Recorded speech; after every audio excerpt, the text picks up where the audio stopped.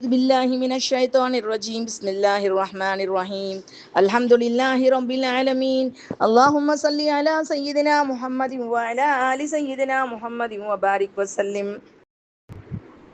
எல்லாம் வல்ல அல்லாஹ் சுப்ஹானஹு வ தஆலாவின் பெரும் கிருபை கொண்டும் எம் பெருமானார் முஹம்மது முஸ்தபா ரசூலுல் கரீம் ஸல்லல்லாஹு அலைஹி வஸல்லம் அவங்களுடைய துஆ பரக்கத் கொண்டும் ஆரம்பம் செய்கின்றேன். அஸ்ஸலாமு அலைக்கும் வரஹ்மத்துல்லாஹி வ பரகாத்துஹு. அல்ஹம்துலில்லா. நேத்து நாம பார்த்தோம்மா, அல்ஹம்துலில்லா ரொம்ப வேகமா இந்த பாவ மன்னிப்பினுடைய வாரம் கரைஞ்சிக்கிட்டே போகுதுமா. நேத்து நம்ம பார்த்தது பாவ மன்னிப்பு தேடுறதுக்கு ஒரு அல்லாஹ் சுப்ஹானஹு வ தஆலா அவங்களுக்கு எவ்வளவு பெரிய அந்தஸ்து கொடுக்குறான் அப்படின்னு பார்த்தோம். அதுல ஒரு வரி ரொம்ப நம்முடைய மனசை ரொம்ப கவரக்கூடிய ஒரு வரி இருந்துச்சுமா. அதாவது இபாதுர் ரஹ்மானுடைய குணங்கள்ல ரொம்ப முக்கியமானது அவங்க பாவங்களுக்கு மன்னிப்பு கேட்பாங்க.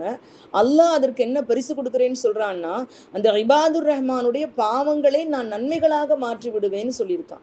இன்னொரு இடத்துல இன்னல் ஹசனாத்த யுதுஹிபுன சய்யிஆத்துங்கிறான் அல்லாஹ். அது நன்மைகள் பாவங்களை அழிச்சிடும் அப்படிங்கிறான் அல்லாஹ். பாவத்தை ஆனா இந்த இடத்துல அல்லாஹ் சொல்லக்கூடிய இந்த வார்த்தை ரொம்ப ரொம்ப பவர்ஃபுல்லான வார்த்தைமா. ஏன்னா மனிதர்கள் பாவங்கள் செய்யக்கூடியவங்க, எவ்வளவுதான் நம்ம பாவங்கள் செய்யக்கூடாதுங்கிற உறுதியில இருந்தாலும் நம்மளறியாம பாவங்கள் ஒரு செயலாலேயோ எண்ணத்தாலேயோ கண்டிப்பா நிகழ்ந்துருக்குமா. அப்ப நாம அந்த பாவங்களை விட்டு தவிர்ந்து வாழக்கூடிய வாழ்க்கையை வாழணும் அப்படின்னு நினைக்கிறப்போ, நம்மளுக்கு செஞ்ச பாவங்கள் மனசை உறுத்துறப்போ கண்டிப்பா இந்த சிந்தனைகள் நமக்கு நம்ம ஒரு பெரிய ஒரு உத்வேகமா இருக்கும். அல்லாஹ் நம்மளை கண்டிப்பா மன்னிச்சிருவான், நம்முடைய பாவங்களை நன்மைகளா மாத்திடுவான் அப்படிங்கிறதுலாம் நமக்கு அல்லாஹ்வுடைய அருட்கிருபையினுடைய அடையாளங்கள். அல்ஹம்துலில்லாஹ். அப்படிப்பட்ட ஒரு சிறப்பான ஒரு தொடர்ச்சியா இன்னைக்கு நாம ஒரு குரான்ல இதையும் கடந்து போறப்ப நம்ம விட்டுடக்கூடாதே அப்படிங்கிறதுக்காக நான் சொல்றேம்மா. ஏன்னா இது குரானுடைய மாதம். இந்த மாதமே இந்த குரானுடைய மாதம், குரானுக்குரிய சிறப்பை நம்ம பேசக்கூடிய மாதம்மா. இன்ஷா அல்லாஹ் நாளைக்கு தௌபாவினுடைய ஷரத்துக்கள் நம்ம பார்ப்போம் இன்ஷா அல்லாஹ். ஏன்னா பாவ மன்னிப்புல அது ரொம்ப முக்கியமானது. பாவங்களுடைய வகைகள் எல்லாமே பார்த்தோம்மா. இன்னைக்கு நாம பார்க்க போறோம். என்ன பார்க்க போறோம்னு சொன்னா, இது ரொம்ப சிறப்பான ஒரு விஷயம்மா. நாம இன்னைக்கு எந்த கூட்டத்துல இருக்கிறோம்? நம்ம எல்லாரும் நம்ம இந்தியர்களா இருக்கிறோம், மாஷா அல்லாஹ். தமிழ்நாட்டுக்காரங்களா இருக்கோம், இளையாங்குடிக்காரங்களா இருக்கோம், நம்ம இந்த குளத்துல இருக்கிறோம். எங்க வகைரா இது, உங்க வகைரா இது, இப்படி ஒரு கூட்டமா நம்ம எல்லாரும் நம்ம இருக்கிறோம். ஆனா மறுமை நாளை பொறுத்தளவுக்கு எந்த கூட்டத்துல இருக்க போறோம்? இப்ராஹிம் இப்னு அதஹம் ரலியல்லாஹு தஆலா அன்ஹு அவங்க கிட்ட போய் சொல்றாங்க, எங்களுக்கு ஏதாவது ஒரு உபதேசம் பண்ணுங்க அப்படின்னு சொல்லிட்டு கேட்குறாங்க. அதுக்கு அவங்க சொன்னாங்க, என் நிலையே என்னன்னு தெரியாம நான் கை செய்தப்பட்டு நிக்கிறேனே, உங்களுக்கு என்ன உபதேசம் பண்ணுவேன்னு கண்ணீர் விடுறாங்கம்மா. அப்போ அவங்க சொன்ன வார்த்தைகளுமே ஒரு உபதேசமா நமக்கு இருக்குது. அல்ஹம்துலில்லாஹ். அவங்க சொல்றாங்க, தாயினுடைய வயிற்றுல 120வது நாள்ல என்னுடைய உயிர் ஊதப்பட்டு, எல்லாருக்கும் அப்படிதான் நம்ம உயிரா ஊதப்பட்டிருக்கோம். என் உயிர் ஊதப்பட்ட நாள்ல கருவறையில் இருக்க மலக்குகள் அல்லாஹ்விடம் கேட்டார்கள், இவன் நல்லவனா கெட்டவனா? நல்லவரா கெட்டவரா என்று கேட்டதற்கு அல்லாஹ் என்ன பதில் சொன்னாங்கிறது எனக்கு தெரியலையே. நான் எப்படி உங்களுக்கு பதில் சொல்ல முடியும்? என்னுடைய உயிரை வாங்க வரக்கூடிய மலக்கு வரப்போற நேரத்துல என்னுடைய உயிர் பறிக்கப்பட்ட பிறகு அல்லாஹ் எல்லாருடைய உயிரும் அப்படிதான் போகுமா. உயிர் பறிக்கப்பட்ட பிறகு அந்த உயிரை நல்லடியார்களுடைய உயிரை வாங்கக்கூடிய மலக்கும் தீயடியால உயிரை வாங்கக்கூடிய மலக்கு 2 பேரும் அங்க நிற்பாங்க. அதுல யாருடைய நல்ல அடியாரோட உயிர் வாங்கக்கூடிய மலக்கா இருந்தா நல்லடியார்களுடைய அந்த மலக்கு அவங்க எடுத்துட்டு போவாங்க. அந்த உயிர் எப்படி இருக்கும்னா அவ்வளோ வாசமா இருக்குமா, அவ்வளோ ஒளியா இருக்குமா.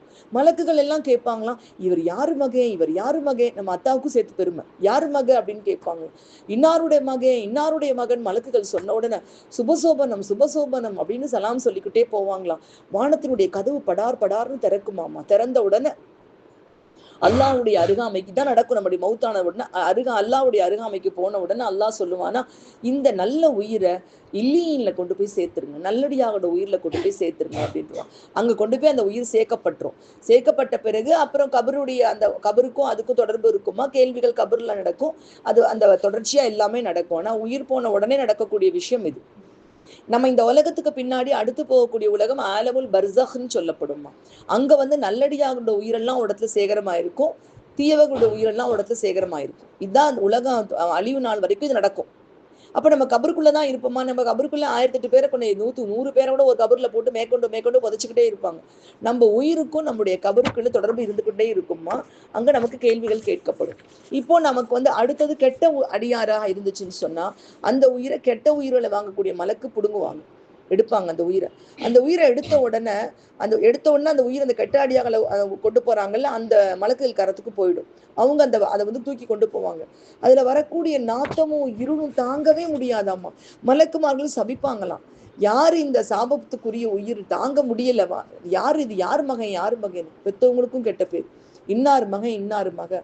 அல்லாஹ் சொல்லுவானா, இந்த பாவிக்கு வானத்தின் கதவுகள் திறக்காது, இந்த பாவியை கொண்டு போய் சிஜ்ஜீன்ல கொண்டு போய் சேர்த்துருங்க அப்படின்னு சொல்லிடுவார்.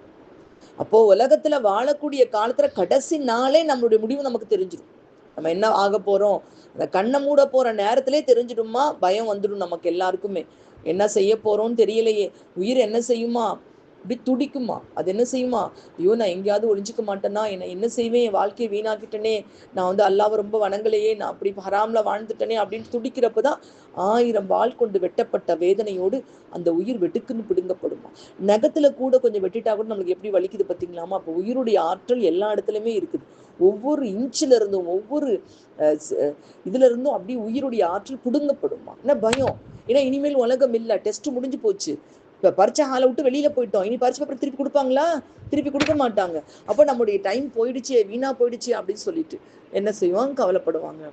பரீட்சை நல்லா எழுதின பிள்ளை ரிசல்ட் ரொம்ப ஆவலா எதிர்பார்த்துட்டு இருக்கோம், ஃபெயிலா போன பிள்ளை பரிதவிச்சுட்டு எதிர்பார்த்துட்டு இருக்கோம். ஐயோ ரிசல்ட் வந்துடுமே, நான் என்ன செய்வேன், நான் ஃபெயிலா போயிடுவேனே அப்படிங்கிற பயம் இருக்கும் இல்லம்மா. இது எவ்வளவு காலத்துக்கு, ஆதம் அலைஹிஸ்ஸலாம் காலத்துல மௌத்தா போனவங்களும் இன்னைக்கும் அந்த பரிதவிப்பிலே இருக்காங்க, பாவம் செஞ்சவங்களா இருந்தா. அப்ப நம்முடைய வாழ்க்கை வாழ்றக்கூடிய வாழ்க்கை பெருசு கிடையாதுமா. நீ வரப்போற வாழ்க்கைக்கு சாதகமான வாழ்க்கையா நம்ம வாழ்றோமா அப்படிங்கிறதா ரொம்ப பெரிய விஷயம். அதெல்லாம் நம்மள பாதுகாக்கணும். அப்போ அவங்க இப்ராஹிம் அதுவும் சொன்னாங்க, 2வது விஷயம், நான் என்னுடைய உயிரை வாங்கக்கூடிய மலக்கு நல்லடியாரோட உயிரை வாங்கக்கூடிய மலக்கா இல்ல பாவியுடைய உயிரை வாங்கக்கூடிய மலக்காங்கிற விஷயம் எனக்கு தெரியலையே, நான் எப்படிங்க உங்களுக்கு உபதேசம் பண்ணுவேன் அப்படின்னு சொன்னாங்க. அடுத்து 3வதா சொன்னாங்க, அல்லாஹு தஆலா குர்ஆன்ல சொல்றானே, வம்தாசுல் யௌம அய்யுஹல் முஜ்ரிமூன், குற்றவாளிகளே இன்று நீங்கள் பிரிந்து நில்லுங்கள்னு சொல்லுவானே அல்லாஹு தஆலா. அணி அணியாக வருவாங்களாம் மக்கள்மா, அப்படிப்பா அந்த பாவம் குற்றவாளிகளே பிரிந்து நில்லுங்கள்னு அல்லாஹ் சொல்லுவானே, அந்த நாளைக்கு நான் எந்த அணியில நிக்க போறேன்னு தெரியலையே, அந்த மக்ஷருடைய நாள்ல நான் என் நல்லடியார்களுடைய அணியில நிக்க போறேனா இல்ல பாவிகளுடைய அணியில நிக்க போறேனா அப்படிங்கிறது எனக்கு தெரியலையே, நான் எப்படி உங்களுக்கு புத்திமதி சொல்லுவேன் அப்படின்னு சொல்லிட்டு அழுதாங்களாம். அந்த அணிங்கிறது இருக்கு நம்மளுக்கு எல்லாருக்குமே. இன்னைக்கு நம்ம எந்த கூட்டமா வேணாலும் இருக்கலாம், எல்லாரும் முஸ்லீம் கூட்டம்னு சொல்லிக்கிறோம் வெளிப்படையா, அதுக்குள்ள நமக்குள்ள 1008 பிரிவினைகள் பிளவுகள் எவ்வளவோ இருக்குது. அதுல குடும்பம், என் குடும்பம் வேற உன் குடும்பம் வேற அப்படிங்கிற பல பிரச்சனைகள், எங்க ஊர் வேற உங்க ஊர் வேற, எவ்வளவோ விஷயங்கள்மா, எல்லாம் தாண்டிதான் வாழ்ந்துட்டு இருக்கோம். ஆனா எல்லாம் தூக்கி உடப்புல போட்டு 2 கூட்டமா பிரிச்சு பார்ப்போம்மா. ஒண்ணு அல்லாஹ்வோட கூட்டம், ஷைத்தானோட கூட்டம். நம்ம எந்த கூட்டத்துல வாழ போறோம்? அல்லாஹ் குர்ஆன்ல சொல்றான், ஹிஸ்புல்லா ஹிஸ்பு ஷைத்தான். அது 2 தான் குர்ஆன் ஆயத்தை நம்ம இன்னைக்கு பார்க்க போறோம். ஏன்னா குர்ஆன்ங்கிறதுமா ஒரு தாய்மை உணர்வோடு அல்லாஹ் நமக்கு சொல்லக்கூடிய வார்த்தைகள் தான். குர்ஆன்ல அல்லாஹ் நம்மளை அழைக்கிறாங்க, யா ஐயுஹல்லதீன ஆமனூன்னு 89 இடத்துல அழைச்சு, நான் சொல்றது கேட்க மாட்டீங்களா, நேர்வழிக்கு வரமாட்டீங்களா அப்படிங்கிற ஏக்கத்தோடு சொல்றான். அஃபலா யதப்பரூனல் குர்ஆன், குர்ஆனை அவர்கள் சிந்திக்க மாட்டார்களா அப்படிங்கிற கவலையோட நம்மளை அழைச்சு அல்லாஹ் சுப்ஹானஹு வ தஆலா சொல்றாமா. இப்போ ஹிஸ்புல்லா அப்படிங்கிற வார்த்தையை நம்ம முதல்ல பார்ப்போம். ஏன்னா முதல்ல வந்து நன்மாராயத்தை பார்த்துருவோம்மா நம்ம, அதுக்கப்புறம் ஹிஸ்பு ஷைத்தான் யாரு, யாரு ஷைத்தானுடைய கூட்டத்துல நிக்க போறாங்க, நம்ம தான் முடிவு பண்ணிக்கணும் நம்ம எந்த கூட்டத்துல நிக்க போறோம். அல்லாஹ் மறுமை நாள்ல இன்னும் நபிசாசம் எச்சரிச்சிருக்காங்க, நீ யாரை நேசிக்கிறியோ அந்த கூட்டத்துல நிற்பாங்க. இன்னைக்கு நிறைய பேர் அதிகமா சீரியல் பார்க்கக்கூடியவங்க அதிகமா இப்ப பாக்குறாங்க, நாளைக்கு இப்போதைக்கு ஒண்ணும் தெரியாதுமா, நாளைக்கு எல்லாம் மறுமை நாள்ல நீ என்னைவா அதிகமா நினைச்ச, சீரியலை தான் அதிகமா பார்த்த, அந்த நடிகர்களுக்கு என்ன ஆச்சுன்னு தான் கவலைப்பட்டுட்டு இருந்தா, அந்த கூட்டத்துல எழுமுன்னு சொல்லிட்டு நம்ம நிலைமை என்ன? ஒரு முஸ்லீமா பிறந்து முஸ்லீமா வாழ்ந்து முஸ்லீமா மரணிச்சு நம்ம மறுமை நாள்ல இந்த கேவலத்தை சந்திக்கக்கூடிய நிலைமை யோசிச்சு பாருங்கம்மா. கேட்பாங்களாம், அவங்களே கேட்பாங்களாம், நீங்க ஏன் எங்கள்கிட்ட வந்தீங்கன்னு கேட்பாங்களாம். அவங்களே கேட்பாங்களாம், நீங்க ஏன் எங்கள்கிட்ட வந்தீங்க, நீங்க முஸ்லீமா தானே உலகத்துல இருந்தீங்க அப்படின்னு குர்ஆன்ல அதெல்லாமே அல்லாஹ் சொல்லி காமிக்கிறான். நீங்க ஏன் எங்கள்கிட்ட வந்தீங்க, உங்களுக்கு என்ன ஆச்சு, நீங்க எங்கள்கிட்ட வர்றதுக்கு என்ன காரணம் இருக்குது, நீங்க நல்லா தானே முஸ்லீமா தானே இருந்தீங்க, எங்களுக்கு தான் தெரியல, நாங்க தான் யோசிக்காம இப்படி வந்து கல்லையும் மண்ணையும் வணங்கி நாங்க இப்படி பாலா போயிட்டோம், நீங்க நல்லா தானே இருந்தீங்க, நீங்க எதுக்கு எங்கள்கிட்ட வந்தீங்கன்னா அவங்க இவங்களை பார்த்து கேட்பாங்க. இதெல்லாம் விட பெரிய கொடுமை என்ன இருக்குமா. அதுல ஹிஸ்புல்லா அப்படின்னு சொல்லிட்டு அல்லாஹ் வந்து 2 இடத்துல சொல்லி காமிக்கிறான். அந்த 2 இடத்தையும் பார்ப்போம். 2 இடத்துலயும் எப்படி நம்ம வாழ்ந்தோம்னா ஹிஸ்புல்லாவா ஆக முடியும் அப்படிங்கிறதையும் பார்ப்போம்மா. 2 இடத்துலயும் ரொம்ப பெரிய சட்டம்லாம் அல்லாஹ் போடலமா, ரொம்ப சிம்பிளான சட்டங்கள் தான். நீங்க அப்படியே உங்க உயிரை நீங்க இது பண்ணிக்கணும், அது அப்படிலாம் அல்லாஹ் சொல்லவே இல்லைம்மா. அல்லாஹ் வந்து சொல்லக்கூடிய கருத்தை நம்ம புரிஞ்சுக்கிட்டோம்னு சொன்னா ரொம்ப சிம்பிளா அல்லாஹ்வுடைய கூட்டத்துல சேர்ந்துடலாம். சொல்ல போனா ஷைத்தான் கூட்டத்துல சேரதான் கஷ்டம்மா, மனசாட்சியை கொண்டுதான் சேர முடியும். ஆனா அல்லாஹ்வுடைய கூட்டத்துல சேர்றது ரொம்ப சிம்பிள். அல்லாஹ் என்ன சொல்றான் அப்படின்னு பாருங்கம்மா. யா அய்யுஹல்லதீன ஆமனூ மன் யர்தத்த மின்கும் من يرتد منكم عن دينه فسوف يأتي الله بقوم يحبهم ويحبونه أذلة على المؤمنين أعزة على الكافرين يجاهدون في سبيل الله ولا يخافون لومة لائم ذلك فضل الله يؤتيه من يشاء والله واسع عليم إنما وليكم الله ورسوله والذين آمنوا الذين يقيمون الصلاة ويؤتون الزكاة وهم راكعون ومن يتولى الله ورسوله والذين آمنوا فإن حزب الله هم الغالبون. அல்லாஹ் சொல்லிட்டாங்க, ஃபைன்ன ஹிஸ்பல்லாஹி ஹுமுல் காலிபூன்.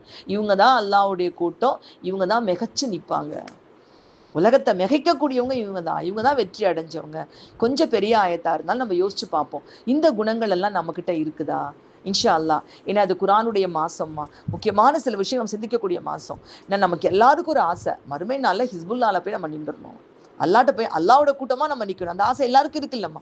அல்லாஹ் எங்களை உலகத்துல முஸ்லிம்களா நாங்க பிறந்து வாழ்ந்துட்டோம், யா அல்லாஹ் மறுமை நாள்ல உன் கூட்டம் இல்லாத வேற கூட்டத்துல எங்களை சேர்த்துறாத ரஹ்மானே, ஆமீன் யா ரப்பல் ஆலமீன். இந்த ரமலானுடைய பரக்கத் கொண்டு செஞ்ச பாவங்களின் காரணமாக உன் அன்புக்கு பாத்திரம் இல்லாத ஒரு பாவியான கூட்டத்துல போய் சேர்ந்துட்டு அதை விட கை சேதம் எதுவுமே இல்லையா அல்லாஹ், எங்களை பாதுகாத்துட்டு ரஹ்மானே. என்ன சொல்றாங்கன்னு பாருங்க. இதுவும் அல்லாஹ் யா அய்யுஹல்லதீன ஆமனூன் உங்களையும் என்னையும் கூப்பிட்டு அல்லாஹ் சொல்றான். 89 இடத்துல அல்லாஹ் கூப்பிடுறதுல இது ஒரு இடம்மா. இல்லை நம்மளை கூப்பிட்டு அல்லாஹ் புத்திமதி சொல்றான், இது இப்படி புரிஞ்சுக்கோங்க, இப்படி நடந்துக்கோங்க அப்படின்னு சொல்லிட்டு பாருங்க. இறை நம்பிக்கை கொண்டோரே, உங்களில் யாரேனும் தமது மார்க்கத்திலிருந்து மாறினால் மார்க்கத்துக்கு எந்த பாதிப்பும் இல்லை. இதை நம்ம கண்கூடா இன்னைக்கு பாக்குறோம். அந்த போன்ற ஸ்கூலுக்கு காலேஜுக்குன்னு பிள்ளைகளை அனுப்புறோம், அதுல என்னென்ன அபாண்டங்கள் நடக்குது. மார்க்கத்தை என்ன காரணம்? அந்த பிள்ளைகளுக்கு மார்க்கத்துடைய வேல்யூ புரியல. அந்த பிள்ளைக்கு மீடியாவும் நெட்டும் சினிமாவும் அந்த காதல்ங்கிற கன்றாவிய மதிப்பு கொடுக்க வைக்க தெரிஞ்ச அளவுக்கு நமக்கு மார்க்கத்துக்கு மதிப்பு அந்த பிள்ளைகளுக்கு தெரிய வைக்க தெரியல. மார்க்கத்தினுடைய மதிப்பு அந்த குழந்தைகளுக்கு தெரிய வச்சிருந்தோம்னு சொன்னா, மீடியாஸ் சினிமாவுடைய பாதிப்பு அந்த பிள்ளைக்கு அந்த காதலையும் அது சொல்ல உண்மையில காமம், அந்த காம உணர்ச்சியை பெருசாக அந்த பிள்ளைக்கு பதிய வைக்கிறதுக்கு முன்னாடி நம்ம செஞ்ச தவறு என்ன நம்ம யோசிக்கணுமா. அல்லாஹ் சொல்றான், இறை நம்பிக்கை கொண்டோரை உங்களில் யாரேனும் தமது மார்க்கத்திலிருந்து மாறினால் மார்க்கத்துக்கு எந்த பாதிப்பும் இல்லை. ஏனென்றால் அவர்களுக்கு பதிலாக விரைவில் அல்லாஹ் வேறொரு சமுதாயத்தை கொண்டு வந்துருவான் அல்லாஹ். அவர்களை அவன் நேசிப்பான், அவர்களும் அவனை நேசிப்பார்கள். அவர்கள் அவங்க எப்படி இருப்பாங்கன்னு சொல்றாங்க பாருங்கம்மா. இறை நம்பிக்கை கொண்டோரிடம் பணிவு மிக்கவர்களாகவும் இறை மறுப்பாளர்களிடம் கண்டிப்பானவர்களாகவும் இருப்பார்கள். அல்லாஹ்வின் வழியில் அறப்போர் புரிவார்கள். தூற்றுவோரின் தூற்றலுக்கெல்லாம் அவர்கள் அஞ்ச மாட்டார்கள். இது அல்லாஹ்வின் அருளாகும், அதை அவன் தான் நாடுவோருக்கு வழங்குகிறான். அல்லாஹ் தாராளமானவனும் நன்கு அறிந்தோனும் ஆவான். உங்களின் உற்ற நண்பர்கள் அல்லாஹும் அவனுடைய தூதரும் இறை நம்பிக்கை கொண்டோரும் தான். இறை நம்பிக்கை கொண்ட அவர்கள் தொழுகையை கடைபிடித்து கட்டாய கொடையான ஜகாத்தை வழங்கி குனிந்து ருக்கு செய்வார்கள். யார் அல்லாஹ்வையும் அவனுடைய தூதரையும் இறை நம்பிக்கை கொண்டோரையும் உற்ற நண்பர்களாக ஆக்கிக் கொள்கிறார்களோ அவர்களே அல்லாஹ்வின் அணியினர். மாஷா அல்லாஹ். அப்போ நம்முடைய மார்க்கத்தை நேசிக்கக்கூடிய எல்லாமே மொத்தமா ஒரு கலவையா நம்ம யோசிச்சு பார்த்தோம்னா, இந்த ஆயத்துல ஹிஸ்புல்லாக்கள் யாராக இருப்பாங்கன்னா மார்க்கத்தை நேசிக்கக்கூடியவங்களாக இருப்பாங்க. மார்க்கத்தை விட்டுட்டு போறவங்களால மார்க்கத்துக்கு எந்த குறையுமே கிடையாதுமா. அல்லாஹு தாலா இன்னொருத்தருக்கு அந்த மார்க்கத்தை கொடுத்து அவங்க மூலமா பல்லாயிரக்கணக்கான பேரை கூட அல்லாஹ் நாட்னா இஸ்லாத்துக்கு கொண்டு வரலாம். நீங்க புதிதாக இஸ்லாத்துக்கு வந்தவங்க அவ்வளோ இதா பேசுறாங்கம்மா, அவ்வளோ ஆவேசமாக பேசுறாங்க. மாஷா அல்லா, அல்ஹம்துலில்லாஹ். பாபரி மஸ்ஜிதை இடிப்பதற்காக மேல நின்று போட்டோ எடுத்துக்கொண்ட பல்பீர் சிங் அப்படிங்கிற ஒரு மனிதர், அவருடைய போட்டோ இந்தியா டுடேல ஃபர்ஸ்ட் பேஜ்லயே வந்துருந்துச்சு, அட்டப்படத்துல வந்துருந்துச்சு. அல்லாஹ் அவர் மனமாற்றம் அடைஞ்சு இஸ்லாத்துக்கு 100 பள்ளிவாசல்களை கட்டியிருக்காரு. நம்ம இன்னைக்கு ஒரு பள்ளிவாசலாவது கட்டியிருக்கோம்? நம்மளால என்ன புரிஞ்சிச்சு?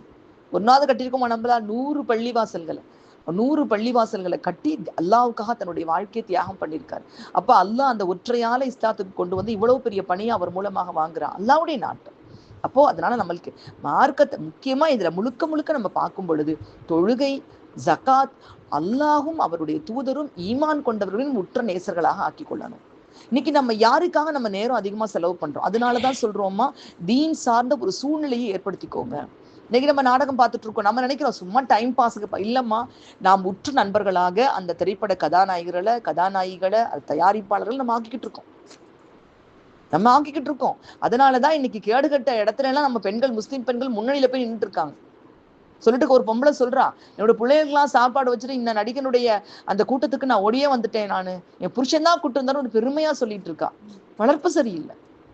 அப்போ அந்த தன்மையை நம்ம முதல்ல உற்ற நண்பர்களாக யாரு அந்த கூட்டத்துக்குள்ள எப்பவுமே நம்ம இருக்க பார்த்துக்கணும். நம்ம ஈமான் கொண்டவர்கள், நம்ம யாரை சந்திக்கிறோம், யாரை சந்திச்சா நம்மளுக்கு ஈமான் ஜாஸ்தி ஆகுது, யாரை சந்திச்சா நம்ம நல்ல விஷயங்களை பேசுறோம், யாரை சந்திச்சா அதிகமா உலகத்தை பேசுறோம், அதாவது நமக்கு வந்து மைண்ட் வந்து டிஸ்ட்ராக்ட் ஆகுது, உலகத்து பக்கம் சிதறடிக்கப்படுது. இதெல்லாம் கவனிச்சு அந்த கூட்டத்துல நம்ம அதிகமாக இருக்கக்கூடிய மக்களாக இருந்தோம்னா நிச்சயமாக நாம ஹிஸ்புல்லாக்களா மாறிடுவோம் இன்ஷா அல்லாஹ். ஹிஸ்புல்லானா என்னம்மா, இந்த பேர் சொன்னாலே இன்னைக்குள்ள காலகட்டத்துக்கு அது ஏதோ ஒரு தீவிரவாதமா பேசுவாங்க, அந்த மாதிரி கிடையாதுமா. ஹிஸ்புல்லாங்கிறது அல்லாஹுடைய கூட்டம்.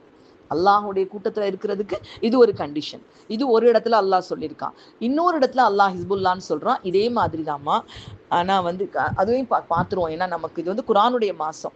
இதை விட்டுட்டு நம்ம வந்து வேற நேரத்துல இதை பார்க்க முடியாது. ஏன்னா இதை கடந்து தான் நம்ம ஓதிட்டு இருப்பீங்க. நீங்க எல்லாருமே குரான் ஹத்தம் பண்ணிருப்பீங்க. நீங்க அது இப்ப நீங்க பார்க்கக்கூடிய அந்த முஜாதலால இப்ப நம்ம அடுத்து பார்க்க போறது எதுல பார்க்க போறோம்னு சொன்னாமா, இப்ப நம்ம பார்த்தது சூரத்துல் மாயிதால பார்த்தோம்.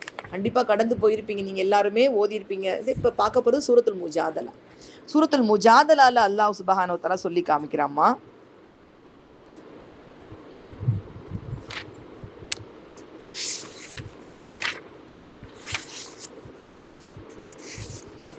பாருங்கம்மா. பிஸ்மில்லாஹிர் ரஹ்மானிர் ரஹீம். لا تجد قوما يؤمنون بالله واليوم الآخر يوادون من حاد الله ورسوله ولو كانوا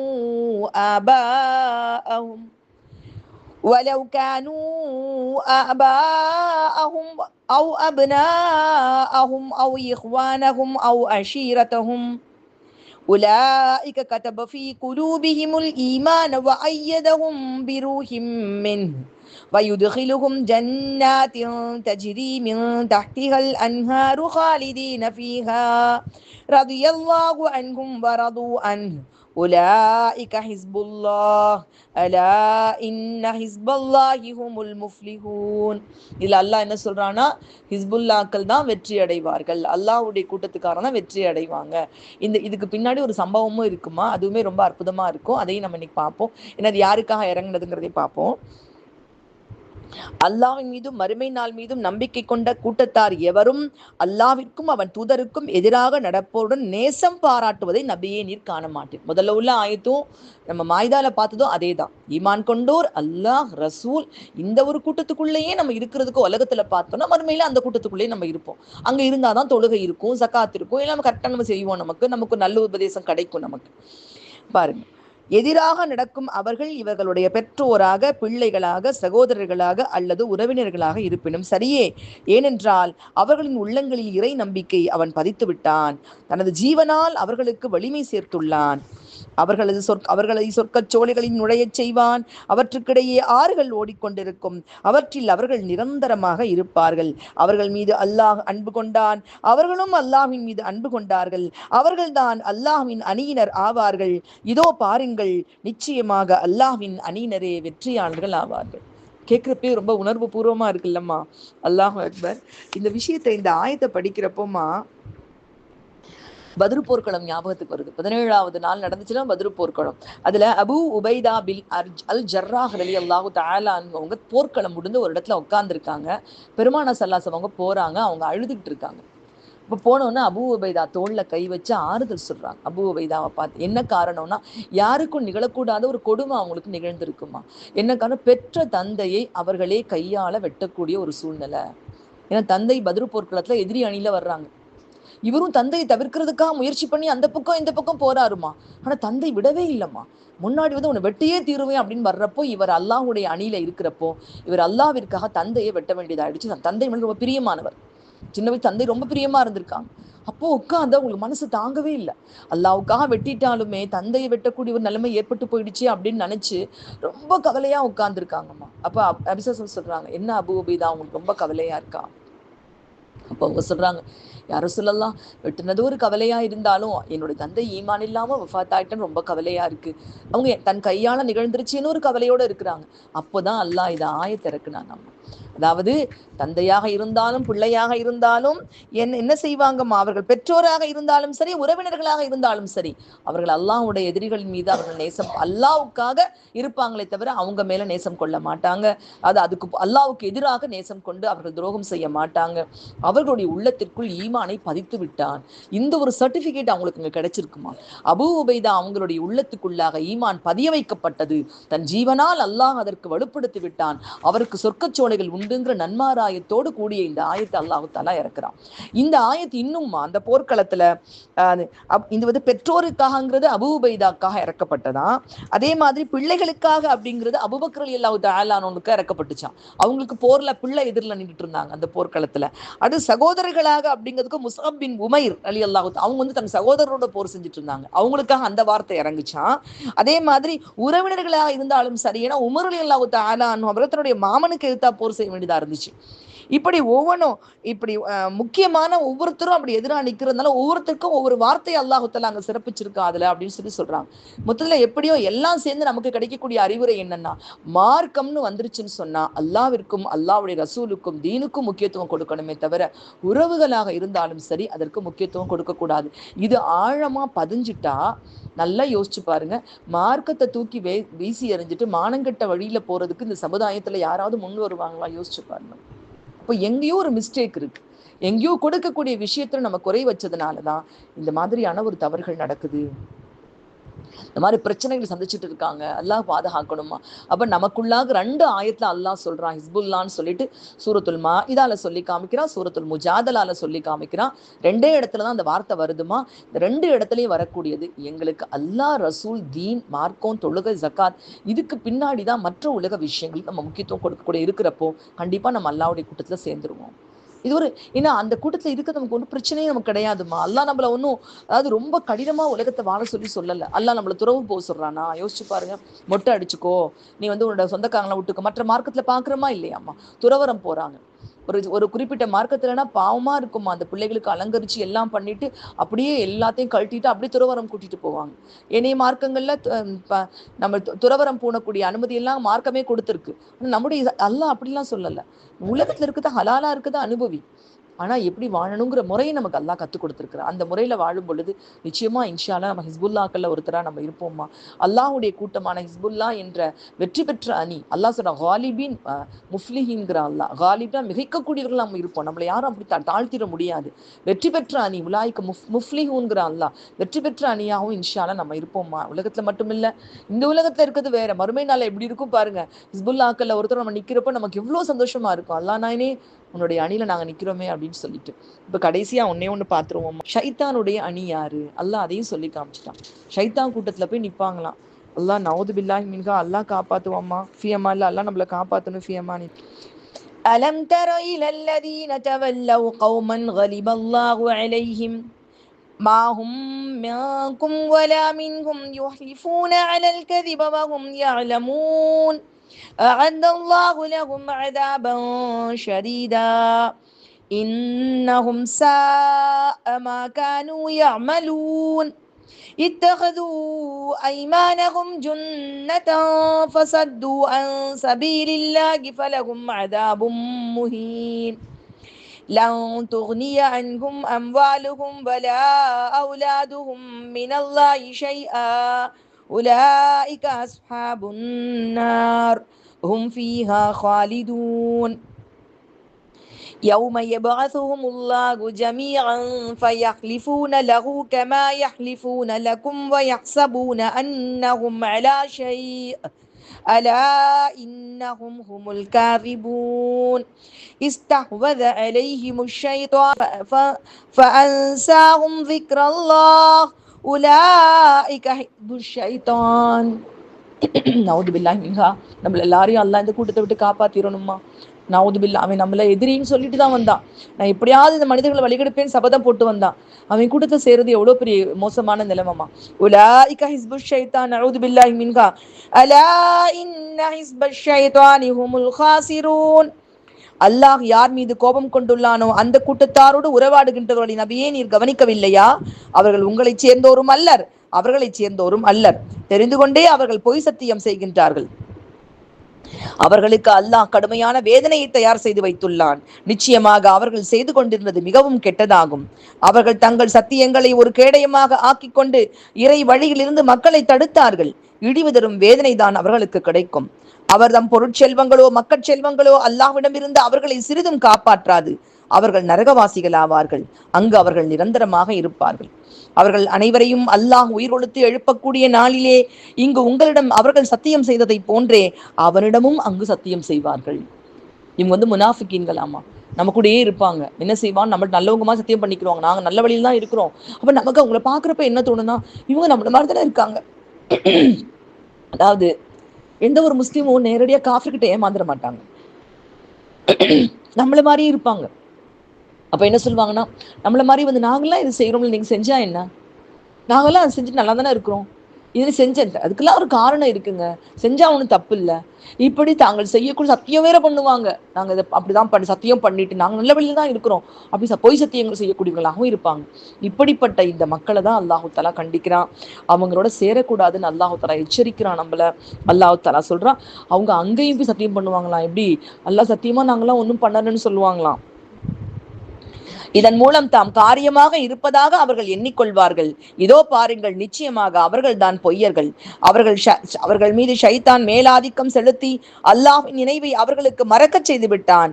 அவர்களே ஷைத்தானின் அணியினர் ஆவார்கள். இதோ பாருங்கள், நிச்சயமாக ஷைத்தானின் அணியினரே அவர்கள்தான் இழப்புக்குரியவர்கள். இதுல முழுக்க முழுக்க நயவஞ்சர்களை பத்தி அல்லாஹ் சொல்றான், விரிவுரை போட்டிருக்காங்கம்மா. நமக்கு தெரியக்கூடியது என்னன்னு சொன்னா, நம்ம நேரடியா இறை மறுப்பாளர்கள்ட்ட ஏமாந்து போக மாட்டோம்.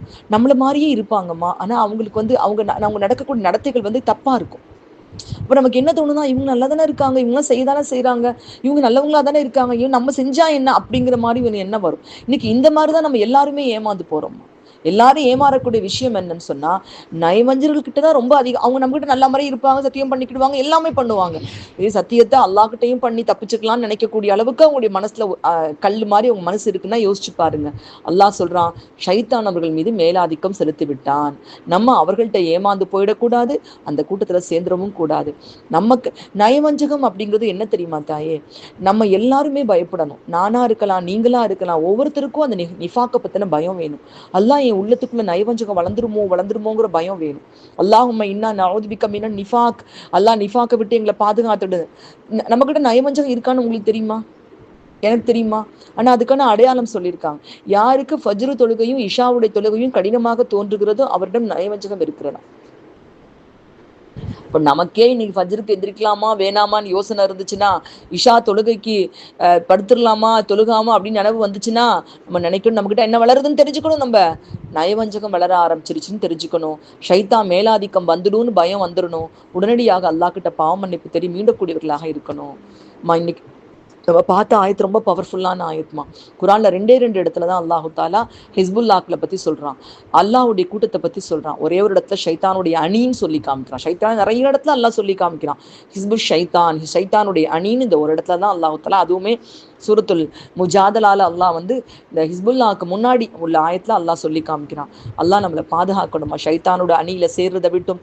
அல்லாஹ்வுடைய அணியில் உலகத்திலும் வாழ்ந்து மறுமையில் கம்பீரமாக கண்ணியமாக அவன் அன்பை பெற்றவர்களாக ஹிஸ்புல்லாக்களில் அல்லாஹு தாலாவுடைய அணியில் நிற்பவர்களாக ஷைத்தானின் அணியை விட்டும் பாதுகாப்பு பெற்றவர்களாக நம் அனைவரையும் அல்லாஹ் தௌஃபிக் செய்து அருள் புரிவானாக. யா அல்லாஹ் கிருபையுள்ள நாயனே ரஹ்மானே, யா அல்லாஹ் உன்னுடைய அணியிலே, அல்லாஹ்வாகிய உன்னுடைய அணியிலே நாங்கள் இருக்க வேண்டும் ரஹ்மானே. உலகத்திலும் மறுமையிலும் நாங்கள் அதை விட்டு பிறண்டு விடாமல் எங்களை பாதுகாத்தருள் யா அல்லாஹ். உலகத்திலும் மறுமையிலும் ஷைத்தானால் மேலாதிக்கம் செய்யப்பட்டவர்களாக நாங்கள் ஆகிய அந்த ஷைத்தானுடைய அணியிலே சேர்ந்து விடாமல் எங்களுக்கு முழு பாதுகாப்பை வழங்கிவிடு ரஹ்மானே. ஆமீன் ஆமீன். வாஹித் தஅவானா அல்ஹம்துலில்லாஹி ரப்பில் ஆலமீன் பிரஹ்மத்துக யா அர்ஹமர் ராஹிமீன். அஸ்ஸலாமு அலைக்கும் வரஹ்மத்துல்லாஹி வபரகாத்துஹு. நாளைக்கு தௌபாவுடைய ஷரத்துக்கள் பார்ப்போம்மா அல்லாஹ் கிட்ட. ஏன்னா நாளைக்கு கூட 20 முடியுது, 20வது நோன்பு, 2வது 10 முடிக்க போறோம். நாளைக்கு தௌபாவுடைய ஷரத்துக்கள் பார்த்துட்டு இன்ஷா அல்லாஹ் முடிச்சு